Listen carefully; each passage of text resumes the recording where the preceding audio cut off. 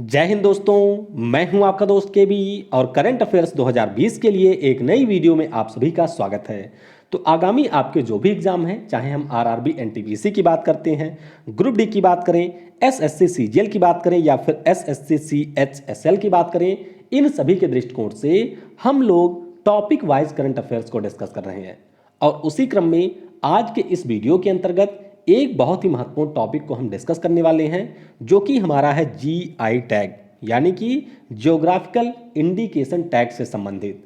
तो इस वीडियो में हम लोग जानेंगे कि जीआई टैग होता क्या है, यह किसी उत्पाद को क्यों दिया जाता है, और 2020 में जो भी हमारे राज्य हैं उनको किस उत्पाद के लिए जीआई टैग मिला हुआ है। तो इससे पहले के सारे वीडियो की लिंक आपको डिस्क्रिप्शन में मिल जाएगी, आप वहां से वीडियो को देख सकते हैं, या फिर ऊपर के आई बटन पर क्लिक करके आप इससे पहले के सभी वीडियो को देख सकते हैं। तो चलिए इस वीडियो की हम शुरुआत करते हैं।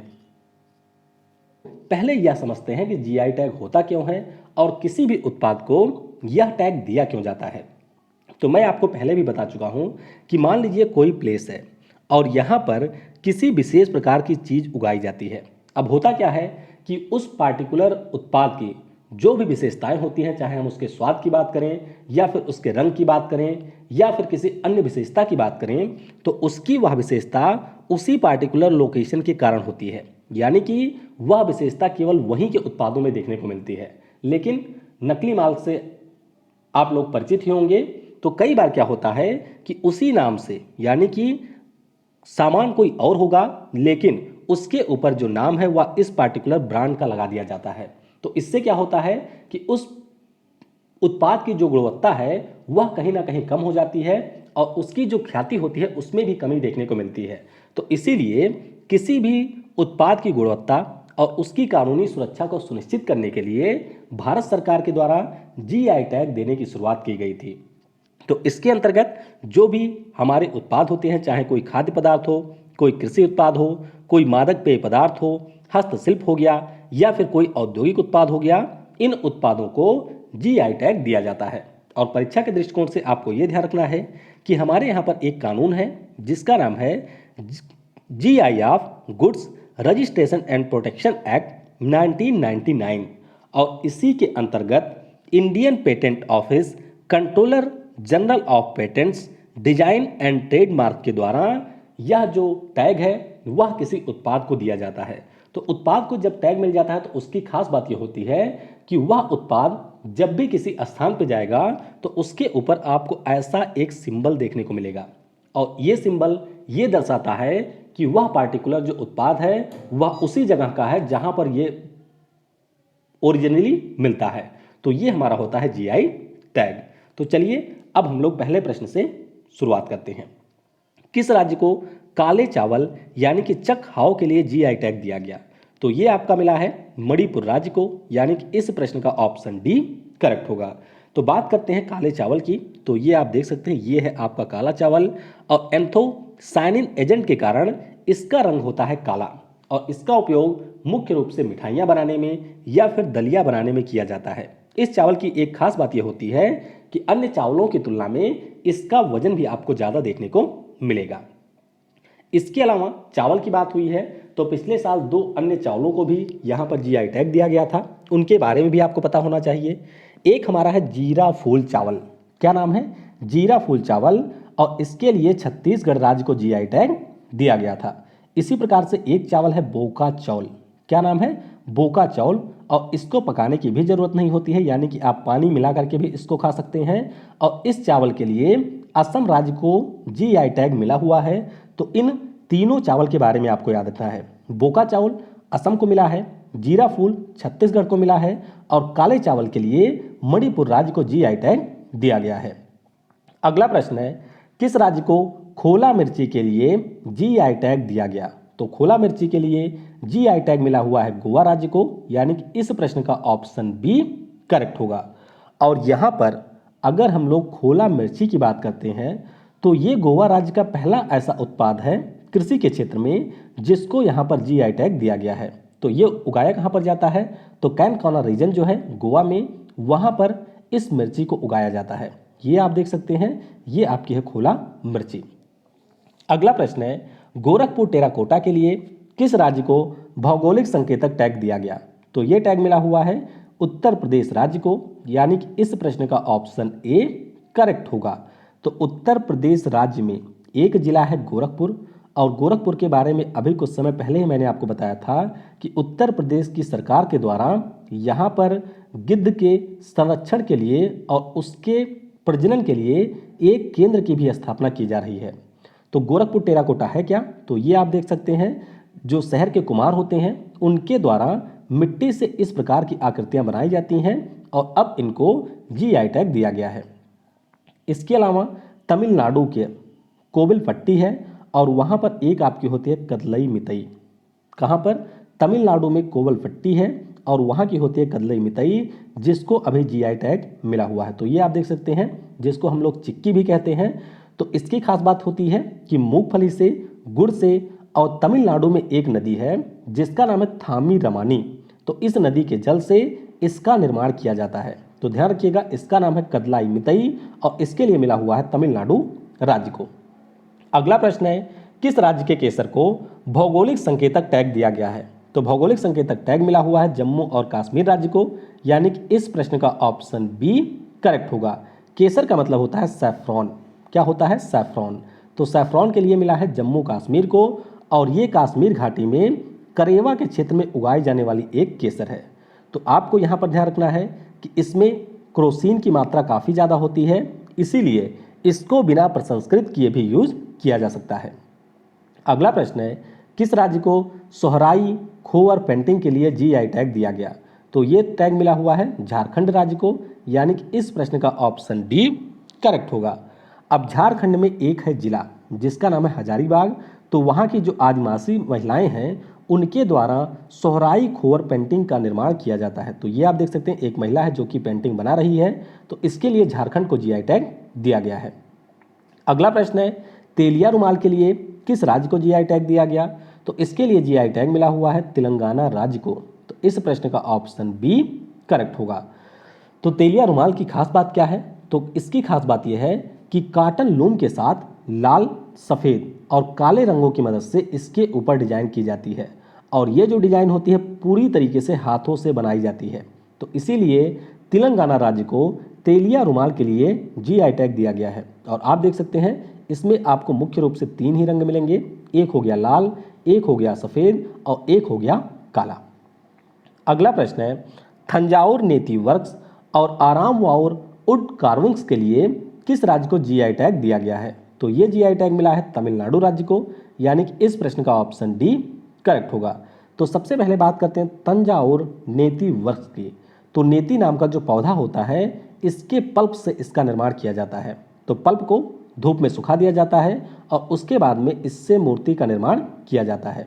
वहीं पर आपको यह ध्यान रखना है कि आराम बाउर जो वुड्स कार्विंग है, ये आपका बनता है पेरम्बूर में। कहाँ पर? पेरम्बूर में। तो ये एक प्रकार के लकड़ियों की आपकी मूर्तियाँ होती हैं। तो इसके लिए भी तमिलनाडु राज्य को जीआई टैग मिला हुआ है। इसके अलावा मिजोरम के बारे में आपको ये ध्यान रखना है कि यहाँ का एक कपड़ा होता है जिसका नाम है ताहलो पुआन। तो इसको जीआई टैग मिला हुआ है। और इसके अलावा मिजोरम राज्य को पुआन चेई साल के लिए भी जीआई टैग मिला है। तो 2 उत्पाद हैं, एक तो हमारा है ताहलो पुआन जो कि एक प्रकार का कपड़ा है, और दूसरा है पुआन चेई जो कि एक रंगीन शॉल है। इन दोनों के लिए मिजोरम राज्य को जीआई टैग मिला हुआ है। अगला है तिरूर पान का पत्ता। तो ये आप ध्यान रखेंगे, पिछले वर्ष ये मिला था। तो तिरूर पान के पत्ते के लिए केरल राज्य को जीआई टैग मिला हुआ है। किसको? केरल राज्य को जीआई टैग मिला हुआ है। और ये पान का पत्ता न केवल पान के साथ में यूज किया जाता है, बल्कि इसके कई सारे औषधीय, औद्योगिक और सांस्कृतिक रूप से उपयोग भी है, जिसके लिए जीआई टैग इसे दिया गया है। अगला है तमिलनाडु का पलानी पंचमेर्थम प्रसादम। कहाँ का? मुरुगन मंदिर का ये एक प्रसाद है, और यह प्रसाद इसलिए खास है क्योंकि हमारे भारत का किसी भी मंदिर का यह पहला प्रसाद है जिसको जीआई टैग दिया गया है। तो नाम क्या है?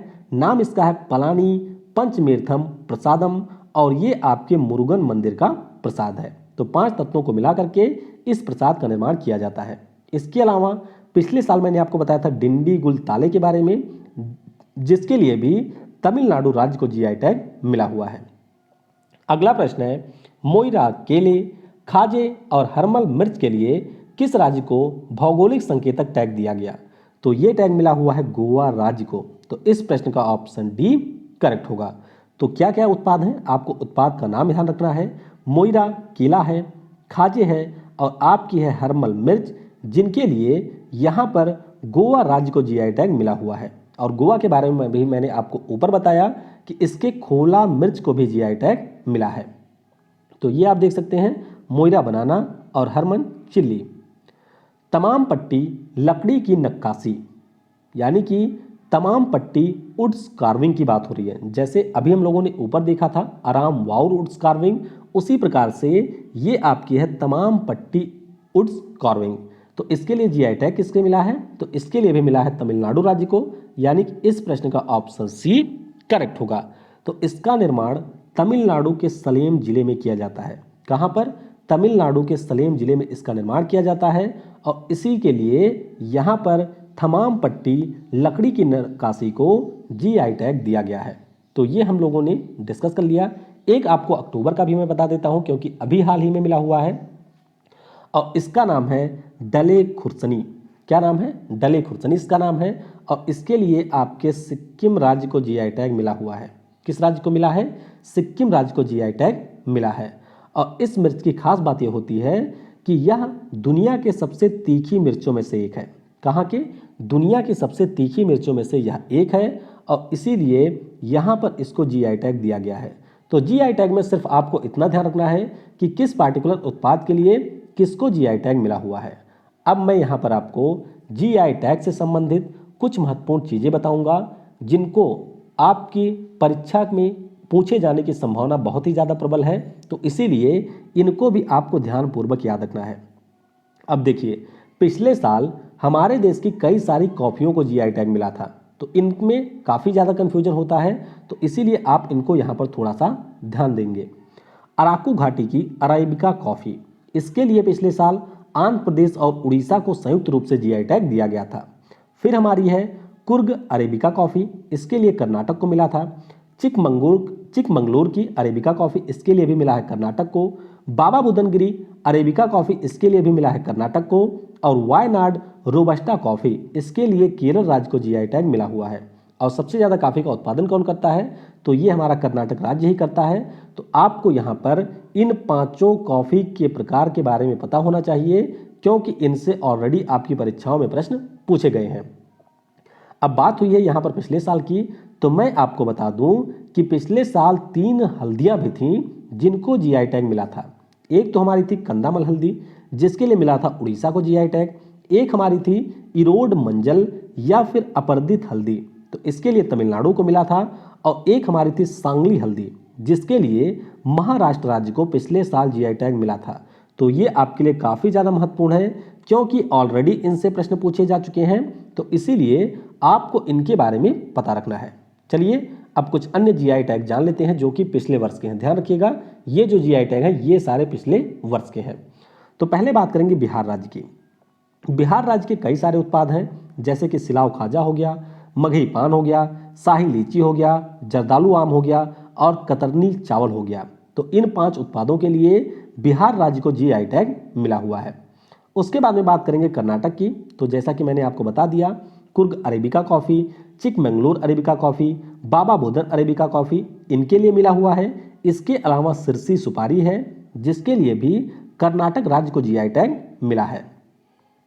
अगला हमारा है वायनाड रोबस्टा कॉफ़ी और मारायूर गुड़। तो इन दोनों के लिए केरल राज्य को जीआई टैग मिला है। किसको? केरल राज्य को जीआई टैग मिला हुआ है। आगे हम लोग बात करेंगे तमिलनाडु राज्य की। तो तमिलनाडु के कई सारे तो मैंने आपको पहले ही बता दिए। इसके अलावा आपको ध्यान रखना, इरोड मंजल को मिला है और त्रिभुवनम सिल्क साड़ी को भी पिछले वर्ष जीआई टैग दिया गया था, और ये दोनों आपके हैं तमिलनाडु के। आगे बात करेंगे महाराष्ट्र की।